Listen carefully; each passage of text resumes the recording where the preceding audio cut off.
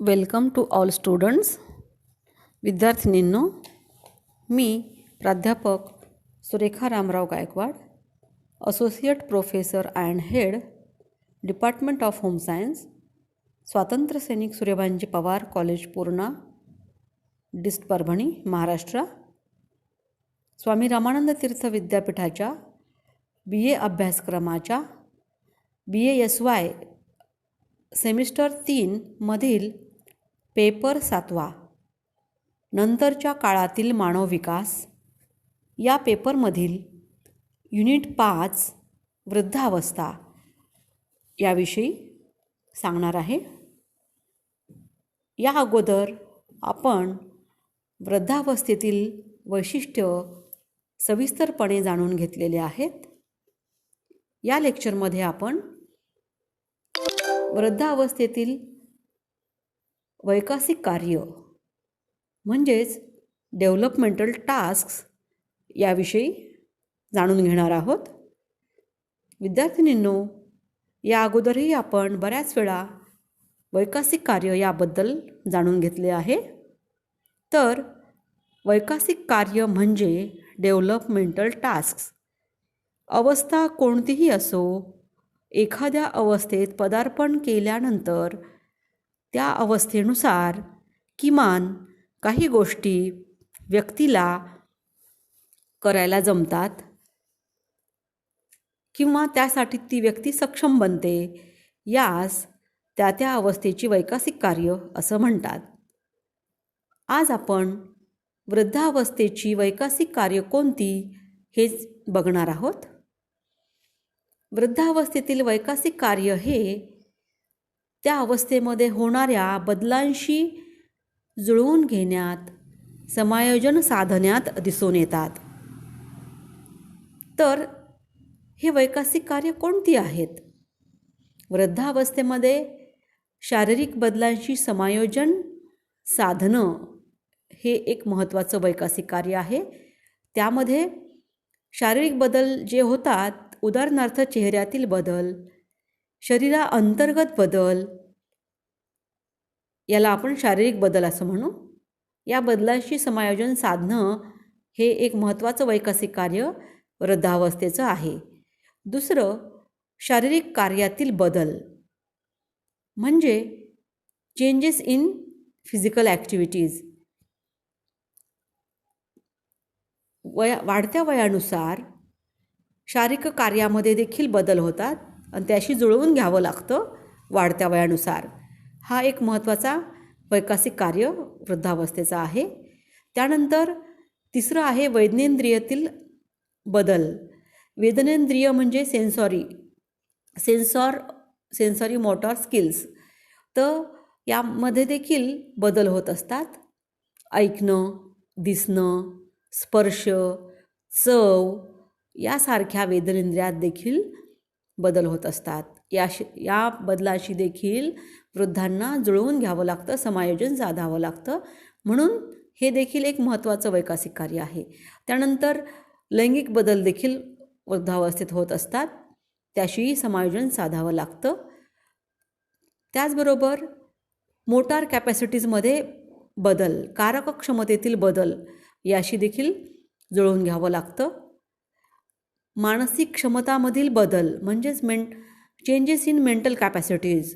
वाढत्या वयानुसार मानसिक क्षमतामध्ये देखील बदल घडून येतात आणि त्याशी देखील जुळवून घ्यावं लागतं. त्याचबरोबर वाढत्या वयानुसार अभिरुचीमध्ये बदल घडून येतात म्हणजेच चेंजेस इन इंटरेस्ट. या बदलाशी देखील वृद्धांना जुळवून घ्यावं लागतं. आणि म्हणूनच एकूणच वृद्धावस्थेमध्ये हे जे काही सर्व बदल दिसून येतात, तर या बदलांशी योग्यरित्या जुळवून घेतलं, योग्यरित्या समायोजन साधलं म्हणजे वृद्धावस्थेमधील वैयक्तिक कार्य साध्य झालं असं म्हणता येईल. आपण आता या प्रत्येक विषयी सविस्तरपणे जाणून घेऊयात. वृद्धावस्थेतील विकास कार्याचा संबंध इतरांच्या जीवनापेक्षा व्यक्तीच्या स्वतःच्या जीवनाशी अधिक असतो. तर कमी होत जाणारी शारीरिक ताकद, प्रकृतीच्या तक्रारी यांच्याशी वृद्धांना जुळवून घ्यावं लागतं. यापूर्वी घरात आणि बाहेर ज्या भूमिका पार पाडलेल्या असतात त्यामध्ये बदल करण्याची वेळ आलेली असते. पूर्वी तरुण असताना त्यांनी जी कामे करून वेळ घालवला त्या कामांऐवजी नवीन काहीतरी वेळ घालविण्याचे साधन त्यांनी शोधावे अशी अपेक्षा असते. बिघडत चाललेल्या शरीर स्वास्थ्यामुळे आणि निवृत्तीमुळे, अपुऱ्या आर्थिक तरतुदीमुळे बरीचशी सामाजिक आणि नागरी कर्तव्ये पार पाडणे वृद्धांना शक्य होत नाही. त्यामुळे अनिवार्यपणे त्यांच्या ठिकाणी सामाजिक निष्क्रियता येते. तसेच राहण्याची नव्या जागी सोय करण्याची पाळी येते, कारण उत्पन्नाचे मार्ग कमी झालेले असतात. मुले वयाने मोठी झाली की ती स्वतःच्या व्यवसायात आणि संसारात इतकी रमतात की वृद्धांना त्यांची सोबत मिळणे दिवसेंदिवस कठीण होऊन जातं. त्यांना आता समवयस्कांशी संबंध वाढवावे लागतात, तरच त्यांचा एकाकीपणा काही अंशी कमी होऊ शकतो. आपल्या बालपणात आणि कुमारवयात आपल्या समवयस्कांशी यशस्वीपणे समायोजन करणे वृद्धांना अनुभवाने माहीत झालेले असते, तरी प्रौढावस्थेत मात्र त्यांचा सर्व वयाच्या लोकांशी संबंध येतो. उतार वयात पुन्हा मागे फिरून जुने संबंध प्रस्थापित करणे अवघड जाते. म्हणजे ज्यांना समाजाने दूर ठेवले आहे अशा वृद्धांशी संबंध ठेवणं त्यांना जड जातं. बहिष्कृत समूहाशी संबंध ठेवल्याने प्रतिष्ठा कमी होते आणि शिकवण व्यक्तीला बालपणी आणि कुमारवयात मिळालेली असते. त्यामुळे आता त्याच तथाकथित वृद्धांच्या समूहाशी संबंध ठेवणे त्यांना कष्टप्रद वाटतं. आपल्याकडेही तरुणांचा समूह, प्रौढांचा समूह असे वेगवेगळे वयोगट असतात, ज्यांचे आपापसात संबंध असतात. आपल्यापेक्षा वयाने लहान किंवा वयाने मोठ्या व्यक्तींशी संबंध ठेवणे क्वचितच होते. त्यात वृद्धांविषयीची दूषित दृष्टी, त्यामुळे संबंध ठेवणे आणखी कमी होऊन नाईलाजाने अशा नकोशा गटात वृद्धांना सामील व्हावं लागतं.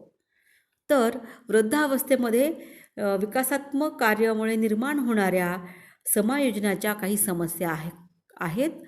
तर त्या खास समस्या कोणत्या याविषयी जाणून घेऊयात.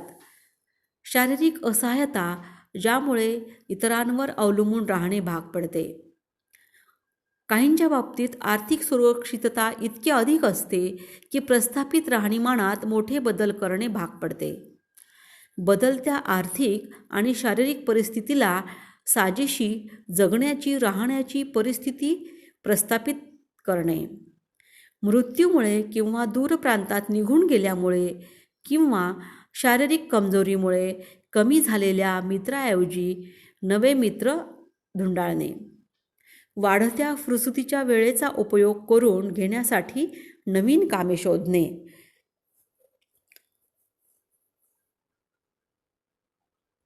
त्याचबरोबर वाढत्या वयाच्या मुलांशी बरोबरीच्या नात्याने वागणे. वृद्धांसाठी असलेल्या सामाजिक कार्यांमध्ये सहभागी होणे. वृद्धांसाठी असलेल्या कार्यातून आनंद प्राप्ती करणे. शारीरिक ताण सहन न होणाऱ्या कार्याऐवजी नवीन कार्य शोधणे.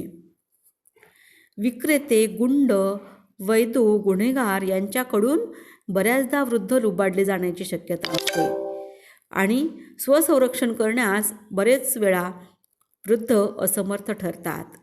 या स्वरूपाच्या काही खास समस्या वृद्धांच्या दिसून येतात. आता आपण वृद्ध अवस्थेमध्ये शारीरिक बदल कोणते होतात आणि त्याबरोबर समायोजन कसं साधावं याविषयी जाणून घेऊयात. तर वृद्धावस्थेतील शारीरिक बदल समायोजन याप्रमाणे आहे. वयाबरोबर शारीरिक बदल होतात हे त्रिवार सत्य असले तरी बदल अधोगती दर्शवणारे असतात. तथापि त्यात इतके व्यक्तिभेद असतात की कोणतेही दोन माणसं अधोगतीची एकच पातळी त्या वयात आहे असे म्हणणं शक्य नाही. त्याच व्यक्तीत सगळेच अवयव एकाच गतीने कमकुवत होत नाहीत. उदाहरणार्थ जननेंद्रिय इतर अवयवांच्या मानाने लवकर कमजोर होतात. वृद्धावस्थेमध्ये होणाऱ्या प्रमुख शारीरिक बदलांपैकी चेहऱ्यामधील बदल हे एक मुख्य आहे आणि अंतर्गत अवयवातील बदल आणि शारीरिक कार्यातील बदल आणि वेदनेंद्रियातील बदल आणि लैंगिक बदल यासारखे बदलांशी वृद्ध अवस्थेमध्ये वृद्धांना समायोजन साधावं लागतं. चेहऱ्यातील बदल कोणत्या स्वरूपाचे होतात ते पाहूयात. बिशोफ या शास्त्रज्ञांनी एके ठिकाणी असा गमतीने उल्लेख केलेला आहे, वय होणं म्हणजे साध्या चष्म्याऐवजी जाड भिंगाचा चष्मा वापरणे आणि दातांचा त्याग करून मृत्यूच्या दाढेत प्रवेश करणे होय, असं त्यांनी मत व्यक्त केलेलं आहे. माणसाचं वय झालं की त्याच्या चेहऱ्यामध्ये फार मोठे बदल होतात. स्त्रिया सौंदर्य साधनाचा उपयोग करून वार्धक्य लपविण्याचा प्रयत्न करतात, पण नेहमीच तो यशस्वी होतो असं नाही. चेहऱ्याप्रमाणे हातालाही सुरकुत्या पडतात, तर त्या लपविताही येत नाहीत. वृद्धावस्थेमध्ये सर्वसाधारणपणे दिसून येणारे बदल हे मुख्यतः 3 स्वरूपाचे दिसून येतात. शीर्ष भागात होणारे बदल, धडाच्या भागातील होणारे बदल आणि हातपायातील होणारे बदल याविषयी जाणून घेऊयात. शीर्ष भागामध्ये काय बदल होतात? नाक मोठे होणं, दात पडून गेल्यामुळे किंवा दातांची कवळी बसविल्यामुळे चेहऱ्याची ठेवण बदलते. डोळे निस्तेज, मंद दिसणे आणि बरेच पाणावल्यासारखे दिसणे. हनुवटी दुपटीने तिपटीने वाढल्यासारखे दिसणे. गाल सुरकुतलेले, लोंबलेले व ढिले पडणे. त्वचा सुरकुतलेली, कोरडी असणे. कधीकधी त्यावर काळे डाग, तीळ उठून दिसणे. डोक्यावरील केस पातळ होऊन पांढरे होणे. नाक, कान आणि भुवयांचे केस टणक, टोकदार होणे. धडाकडील भागात कोणते बदल होतात पाहूयात.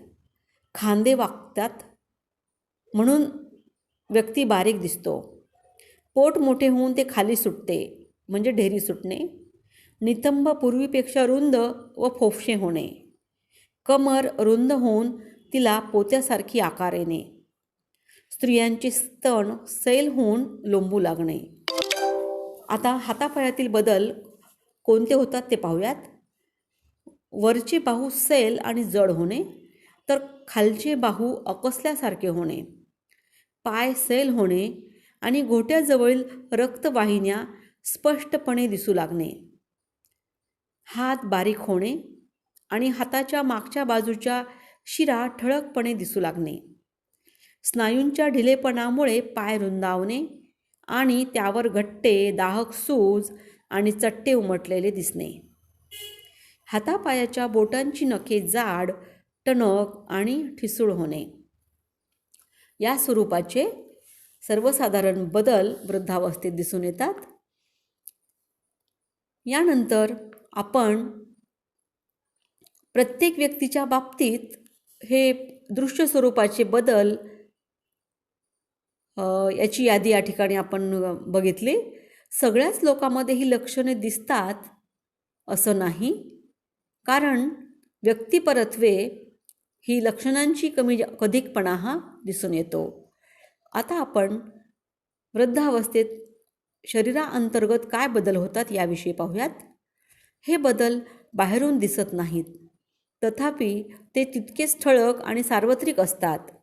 हाडे घट्ट झाल्यामुळे, खनिज क्षारांचे थर निर्माण झाल्यामुळे आणि हाडांच्या अंतर्गत रचनेत परिवर्तन झाल्यामुळे हाडांच्या सांगाड्यात बदल होतात. त्यामुळे हाडे ठिसूळ होतात आणि अस्थिभंग सहज होऊ शकतो. हाडे तुटल्यानंतर किंवा निखळल्यावर ते पुन्हा सांधणे अत्यंत मंद गतीनं होतं. मज्जासंस्थेमध्ये बदल होतात. मेंदूतील बदल अत्यंत प्रभावी दिसतात. मेंदूचं वजन कमी होतं, त्याच्या बाजूचे कप्पे रुंदावतात, तर मज्जापेशींची नाडी अरुंद होते. मध्यवर्ती मज्जा संस्थेमधील बदल वार्धक्यात अगोदर घडतात. कोणतीही नवीन गोष्ट शिकण्यातील अडचण आणि बौद्धिक क्षमता घटणे यातून हे बदल प्रकट होत असतात. आतड्यांमध्ये फार मोठे बदल होतात. प्लीहा, यकृत वृषण, हृदय, फुफ्फुस, मूत्रपिंड आणि स्वादुपिंड यांच्यात झीज दिसू लागते. सर्वात मोठा बदल हृदयात होतो. आयुष्याच्या सुरुवातीच्या काळात हृदय छातीच्या जवळजवळ मध्यभागी असतं. उतार वयात ही जागा थोडी सरकलेली असते. वयाच्या वाढीबरोबर हृदयाचे आकारमान वाढू लागते आणि शरीराची वाढ थांबली तर हृदयाची वाढ होणे चालूच राहते. त्यामुळे हृदयाचे वजन आणि शरीराचे वजन यांचे प्रमाण वयाच्या वाढीबरोबर कमी होत जाते. चरबीतील तंतुमय पेशींच्या वाढीमुळे तसेच कॅल्शियममधून अशा पेशींच्या वाढीमुळे त्याचबरोबर लवचिक पेशींच्या गुणात्मक बदलामुळे हृदयाचे पडदे हळूहळू मऊ आणि कमी लवचिक होतात. पचनमार्ग, मूत्रमार्ग आणि मऊ मांसपेशींनी युक्त अवयव यांच्यावर वार्धक्याचा सर्वात कमी आणि सर्वात शेवटी परिणाम होत असतो. आता आपण वृद्धावस्थेत शारीरिक कार्यातील बदल कोणते होतात ते पाहूयात. शरीरातील विविध इंद्रियांच्या कार्यावर वृद्धावस्थेत परिणाम होतो. शरीराचे तापमान नियंत्रित ठेवण्याच्या अवयवात बिघाड झाल्यावर तापमानावर परिणाम होतो. कडाक्याची थंडी किंवा विलक्षण उकाडा म्हातारी माणसे सहन करू शकत नाहीत, कारण त्वचेला रक्तपुरवठा करणाऱ्या वाहिन्यात दोष निर्माण झाल्यामुळे, शरीराच्या चलनवलनाशी निगडीत प्रक्रियांचा वेग कमी झाल्यामुळे आणि स्नायूंची ताकद कमी झाल्याने शरीराचे तापमान आटोक्यात ठेवणे शक्य होत नाही. शरीराला कष्टाची कामे करावी लागल्याने जी धाप लागते, अशावेळी वृद्धांना नेहमीसारखा श्वासोश्वास करावयास बराच अवधी लागतो, म्हणजे त्यांना बराच काळ दम लागतो. असा प्रकार तरुण वयात होत नाही. नाडीचा वेग आणि प्राणवायूचा वापर वृद्धांमध्ये अनियमित असतो. मुख्य धमनीच्या आणि मध्यवर्ती रक्तवाहिन्यांच्या आतल्या अस्तराच्या ताठर होण्यामुळे रक्तदाब वाढतो. वृद्धांमध्ये मूत्रविसर्जनाचे प्रमाण कमी असते. तसेच तरुणांच्या मानाने त्यांच्या मूत्रात क्रिएटिन नावाच्या क्षाराचे प्रमाण बरेच कमी असते. क्रिएटिन म्हणजे अल्कलीयुक्त युरिन. वृद्धावस्थेत झोपेचे तास कमी होतात आणि झोपही नीट लागत नाही. साधारण वयाच्या 60व्या किंवा 70व्या वर्षी झोपेचे किमान 1 ते 2 तास तरी कमी झालेले असतात. तरुण वयातील लांबलचक सलग 7-8 तासांच्या झोपेऐवजी अधूनमधून झोप, अधूनमधून विश्रांती, तीही थोड्या थोड्या वेळाने असा प्रकार सुरू होतो. बऱ्याच वृद्धांना, विशेषतः स्त्रियांना निद्रानाशाचे विकार संभवतात. शरीराच्या चयापचय यंत्रणेतील पचनक्रियेत बरेच गंभीर स्वरूपाचे बदल होतात. तोंडात दात नसल्यामुळे तसेच गंध आणि चव यांची इंद्रिये पूर्वीसारखी कार्य करीत नसल्यामुळे लज्जतदार जेवणाची चव वृद्धांना जाणवत नाही. पोटाच्या आतल्या भागाशी संलग्न अशा ग्रंथी निकामी होत गेल्याने, पाचक रस आणि आंबवणाऱ्या पदार्थांच्या प्रमाणात कमी झाल्याने पचनक्रियेत अडथळा येतो. यासाठी म्हाताऱ्या माणसांना खाद्यपदार्थ पचण्यासाठी अधिक द्रव्यांची गरज असते. सर्वसाधारण अशक्तपणा आणि स्नायूंच्या ढिलेपणाने वृद्धांच्या ताकदीत आणि क्षमतेत बराच फरक पडतो. थोड्या काळासाठी कष्टाची कामे करणे वाढत्या वयाबरोबर कमी होते, तर दीर्घकाळ लांबणारे चिवट काम करण्याची क्षमता वाढते. शारीरिक थकव्यापासून पुन्हा ताजेतवाने होण्यासाठी वृद्धांना बराच अवधी लागतो. तसाच प्रकार मानसिक कामामुळे किंवा मज्जायुक्त ताणामुळे येणारा थकवा लवकर कमी होत नाही. त्यामुळे जास्त कष्टाची आणि घाईगर्दीची कामे वृद्ध माणसे स्वीकारत नाहीत. वेदनेंद्रियातील बदल कोणते ते पाहूयात. तरुण वयात जितक्या कार्यक्षमतेने वेदनेंद्रिय कार्य करतात, तितकी कार्यक्षमता म्हातारपणी टिकत नाही. सुदैवाने असे बदल हळूहळू होत असल्यामुळे व्यक्तीला समायोजन करण्यास पुरेसा वाव मिळतो. चष्मे आणि श्रवणयंत्राच्या वापरामुळे डोळे आणि कान यांच्या कार्यक्षमतेतील कमतरता भरून निघते. डोळे आणि कान ही मानवाची सर्वात महत्त्वाची इंद्रिय आणि नेमकी तीच वृद्धावस्थेत हळूहळू कमजोर होऊन निकामी होऊ लागतात. इतर इंद्रियांवर देखील असेच परिणाम होतात.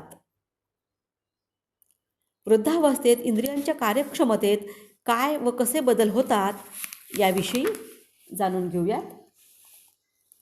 दृष्टीवर काय परिणाम होतो. कमी प्रकाशात दिसण्याचे प्रमाण वृद्धावस्थेत हळूहळू कमी होत जाते. तसेच रंग ओळखण्याची क्षमता कमी होते. डोळ्यातील काचगोलाच्या भिंगाच्या लवचिकतेत घट झाल्यामुळे बऱ्याच वृद्धांमध्ये दीर्घदृष्टीदोष आढळतो. क्षमतेवर काय परिणाम होतो? शंखकवचातील तलपत्रातील नसा आणि अग्र इंद्रिय यांच्या निकामी होण्यामुळे वृद्धांना अति उच्चीचे स्वर ऐकू येत नाहीत. त्यापेक्षा कमी लहरींचे स्वर चांगले ऐकू येतात. स्त्रियांपेक्षा पुरुषांमध्ये श्रवणदोष अधिक आढळतात. स्वाद, जिभेवरील स्वादपेशींच्या निकामी होण्यामुळे तसेच गालाच्या आतल्या ओलसर भागातील पेशींची कार्यक्षमता कमी झाल्याने वृद्धांना पदार्थाची चव नीट जाणवत नाही. जसे जसे वय वाढते तसतशी जिभेची चव आणखी कमी होते. गंध, या इंद्रियामध्ये काय बदल होतो बघूयात. नाकातील पेशींच्या अकार्यक्षमतेमुळे आणि नाकात केसांची बेसुमार वाढ झाल्यामुळे पूर्वीसारखे गंध जाणवत नाहीत. स्पर्श, या इंद्रियात काय फरक होतो बघूयात. त्वचा जसजशी कोरडी आणि कडक बनत जाते तसतशी स्पर्शाची जाणीव कमी कमी होत जाते. पीडावेदन, शरीराच्या विविध भागातील विविध अवयवांची पीडावेदन क्षमता वेगवेगळ्या गतीने कमी होत जाते. उदाहरणार्थ, पायांपेक्षा कपाळ आणि बाहू यांची पीडावेदन क्षमता अगोदर कमी होते. आता लैंगिक बदल काय होतात बघूयात. पुरुषांच्या लैंगिक निवृत्तीचा काळ हा स्त्रियांच्या रजोनिवृत्ती काळानंतर येतो आणि त्याला बराच अवधी लागतो. 60व्या वर्षानंतर लैंगिक क्षमता कमी होत जाते आणि अंडग्रंथीचे कार्य कमी होते. पुरुषांच्या लैंगिक रजोनिवृत्तीचा काळ हा स्त्रियांपेक्षा थोडा उशिरा असतो. वृद्धावस्थेमध्ये कारक क्षमतेमध्ये काय बदल होतात पाहूयात. वृद्धांच्या शारीरिक हालचाली तरुणांच्या मनाने अतिशय मंद गतीने होतात आणि त्यात सफाईदारपणाचा अभाव दिसतो. कारक क्षमतेमधील बदल शारीरिक तसेच मानसिक कारणामुळे होतात. शारीरिक कारणांमुळे ताकद कमी होते, जी वयाच्या वाढीमुळे आपोआप होतच असते. स्नायूंचा ताठपणा कमी होतो, सांधे घट्ट होतात, हात कापणे, त्याचप्रमाणे बाहू, भुजा, डोके, खालची हनुवटी थरथर कापणे इत्यादी लक्षणे दिसतात. मानसिक कारणांमुळे चे मूळ आपण आता उतारणीला लागलो आणि त्यासोबत न्यूनत्वाची भावना यामध्ये आढळते. विशेषतः तरुणांशी तुलना करण्याच्या प्रयत्नात या भावना आणखीनच तीव्र बनतात. गतिशीलता, ताकद आणि कुशलता याबाबत आपण तरुणांच्या फार मागे आहोत अशी भावना त्यांना नेहमी सतावत असते. भावनिक ताण हे वरील मानसिक कारणामुळे निर्माण होतात. त्यामुळे कारक क्षमतेच्या ऱ्हासाच्या प्रक्रियेला आणखी गती मिळते. तसेच काही कारणे शक्य आहे ते करण्याची प्रेरणा नाहीशी होते. सराव आणि कृतिशीलता यामुळे काही प्रमाणात कारक क्षमतेतील घट थांबवता येते आणि बऱ्याच जे वृद्ध नियमित व्यायाम करतात, नियमित कृतिशील असतात, कार्यरत असतात, नेहमी त्यांना सराव असतो कामांचा, अशांच्या हालचाली अधिक गतिमान, सफाईदार आणि सुसंघटित असतात. योगासनं करणं, नेहमी कार्यशील राहणं यावर देखील कारकक्षमतेतील बदल अवलंबून असतात.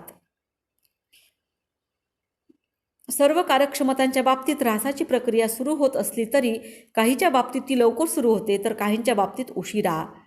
आणि कारकक्षमतेतील बदलांमध्ये व्यक्तिभिन्नता दिसून येते. काहींच्या बाबतीत कारक बदल हे अधिक होतात तर काहींच्या बाबतीत ते होत नाहीत. आता आपण वृद्धावस्थेतील मानसिक क्षमतातील बदल जाणून घेऊयात.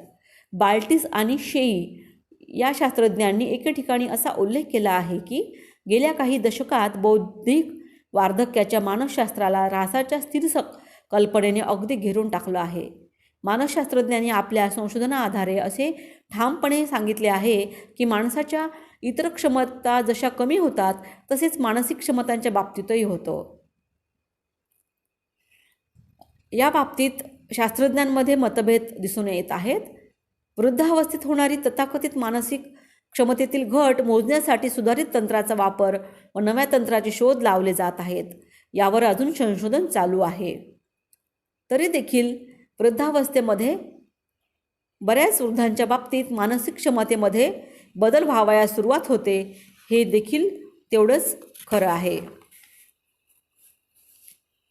मानसिक बदलांची कारणे अनेक असू शकतात. कुणाचा मानसिक ऱ्हास किती प्रमाणात होतो, मानसिक बदलमध्ये काय भेद दिसून येतात हे देखील महत्त्वाचे आहे. कारण परिसरातील उत्तेजनाच्या अभावामुळे मानसिक ऱ्हास होतो, अधिक गतीने होतो. अनेक वर्षाच्या सरावामुळे ऱ्हासाची गती थोपविता येते. काहींच्या बाबतीत नवीन साहित्य शिकण्याची क्षमता, विचारक्षमता वाढली, तसेच वैचारिक कामात गुंतून राहिलं तर बौद्धिक कमकुवतपणा लवकर येत नाही, असेही प्रकर्षाने दिसत आहे. काहींच्या बाबतीत हे मानसिक बदल त्यांना मिळणाऱ्या कमी उत्तेजनामुळे किंवा त्यांच्या कार्यामध्ये स्वतःला सामावून न घेतल्यामुळे, अलिप्तता कामातून घेतल्यामुळे देखील हे बदल जास्त तीव्र स्वरूपाचे होऊ शकतात. त्याचबरोबर वृद्धांच्या काही क्षमता कमी होतात तर काहींच्या अजिबात होत नाहीत, असंही हॉर्न आणि डोनाल्डसन यांनी म्हटलेलं आहे. सगळ्याच वृद्धांच्या बाबतीत बौद्धिक घट होतेच असे नाही किंवा लवकर होते असेही नाही, असं त्यांनी त्यांच्या संशोधनातून सांगितलेलं आहे. मानसिक क्षमतेमध्ये खरोखरीच घट झाली किंवा नाही हे जाणून घेण्याचा एकमेव अचूक मार्ग म्हणजे व्यक्तीच्या क्षमतांची वेगवेगळ्या कालावधीमध्ये नोंद ठेवणे. अशा नोंदीतून त्यांच्या क्षमतांचा सर्वोच्च बिंदू शोधून तेथून प्रमाण समजून मग मानसिक ऱ्हास झाला की नाही हे आपण सिद्ध करू शकतो. मानसिक बदलामध्ये मानसिक ऱ्हास हा सर्व वृद्धांच्या बाबतीत एकसारखाच असतो असं नाही, तर वृद्धावस्थेमध्ये मानसिक बदलामध्ये देखील भेद दिसून येतात. व्यक्तिपरत्वे मानसिक बदल हे भिन्न होतात आणि सगळ्याच वृद्धात एकाच प्रकारचा मानसिक ऱ्हास दिसत नाही. ज्यांची बौद्धिक पातळी वरच्या दर्जाची आहे त्यांच्या बाबतीत ऱ्हासाचं प्रमाण आणि वेग कमी असतो. प्रतिभाशाली व्यक्तींचा दीर्घकाळ अभ्यास केल्यानंतर असं दिसून आलं आहे की मानसिक ऱ्हास बऱ्याच उशिरा सुरू होतो, आपण समजतो तसा लवकर होत नाही. यामुळे व्यक्तिपरत्वे मानसिक बदलांमध्ये भेद दिसून येतो. वृद्धावस्थेमध्ये काही स्वरूपाचे मानसिक बदल दिसतात. अध्ययनाच्या बाबतीत, तर्क लावण्याच्या बाबतीत, सृजनशीलतेच्या बाबतीत, स्मृतीमधील प्रत्यवहानामध्ये, स्मृतिलाभ, विनोदी बुद्धी, शब्दसंग्रह, मानसिक ताठरपणा या सगळ्यांमध्ये मानसिक बदल दिसून येतात. शिकण्याच्या बाबतीत वृद्ध व्यक्ती अधिक सावधान असतात. त्यांना आपल्या प्रतिक्रियांचे संकलन करायला वेळ लागतो, तर कधीकधी अनुमानात्मक आणि विघटनात्मक तर्कांच्या निष्कर्षापर्यंत पोहोचण्याचा वेग बराच कमी असतो. वयोमानाप्रमाणे वाढती सावधानता त्यामध्ये असू शकते. सृजनशील विचारांसाठी आवश्यक क्षमता आणि अभिरुची वृद्धांमध्ये नसते. बहुतेक सृजनशील विचारांचे जनक कमी वयाचे आढळतात.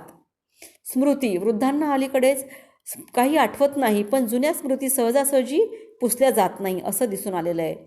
लक्षात ठेवण्यासाठी पुरेशा प्रेरणेचा अभाव, अवधान केंद्रित न होणं, नीट ऐकू न येणं या गोष्टी देखील स्मृतीसाठी कारणीभूत ठरतात. त्याचबरोबर वाढत्या वयाबरोबर जुन्या गोष्टींना उजाळा देण्याची प्रवृत्ती वृद्धांमध्ये दिसते. सध्या ते ज्या परिस्थितीत राहतात ती परिस्थिती किती प्रसन्न किंवा किती क्लेशकारक आहे यावर स्मृतिलाभाचे प्रमाण अवलंबून असतं.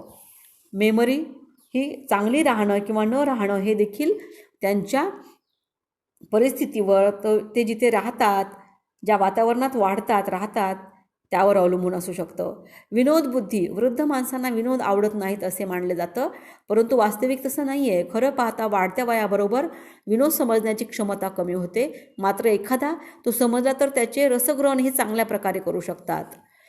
वृद्धावस्थेत शब्दसंग्रह कमी होण्याचं प्रमाण फारच अल्प आहे. बालपणात आणि कुमार वयात शिकलेले शब्द पुन्हा पुन्हा वापरत असल्यामुळे शब्द कमी होण्याचे कारण नसते, पण नवीन शब्द शिकण्याची गरज किंवा शक्यता काहींच्या बाबतीत कमी दिसून येते. सर्वसाधारणपणे म्हातारपणी मानसिक ताठरपणा येतो अशी जी समजूत आहे ती बरोबर नाही. मध्यम वयात मानसिक ताठरपणा निर्माण व्हायला सुरुवात झाली तरी उतार वयात ती अधिकच प्रभावीपणे प्रकट होते. याचे एक कारण असे की वृद्धांचा शिकण्याचा वेग फारच मंद असतो आणि दुसरे, पूर्वीची मूल्य आणि पूर्वीची वागण्याची पद्धत त्यांना अधिक श्रेयस्कर वाटते. खरे म्हटले तर याला मानसिक ताठरपणा न म्हणता काळजीपूर्वक आणि विचारपूर्वक घेतलेले निर्णय असे म्हणलं पाहिजे. अशा रीतीने हे सर्व स्वरूपाचे बदल वृद्धावस्थेत दिसून येतात. या ठिकाणी थांबूयात. पुढच्या लेक्चरमध्ये आपण वृद्धावस्थेमध्ये अभिरुची बदल कोणकोणत्या स्वरूपाचे दिसतात याविषयी जाणून घेऊयात. धन्यवाद.